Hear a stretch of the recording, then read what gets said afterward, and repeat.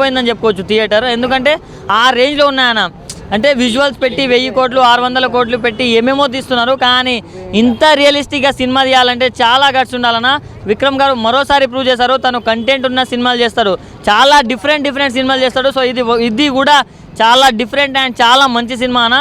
అసలు చెప్పుకోవాలంటే ఒక సీన్ ఉంటుందన్నా, పాముని అదే ఒక సీన్ వార్ సీన్ లాగా ఉంటుంది. ఆ సీన్కి మాత్రం గూస్ బంప్స్ వచ్చాయన్న.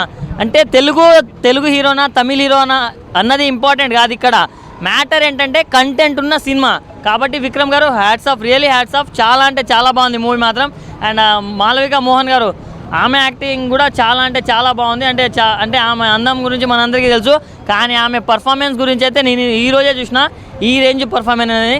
సో బాగుందన్న మూవీ మాత్రం చాలా అంటే చాలా బాగుంది. తనతో పాటు చేసిన చాలామంది బాగా చేశారు. అంటే ఒక హిస్టరికల్గా, ఒక అడ్వెంచరస్గా చాలా సినిమాలు వస్తుంటాయి.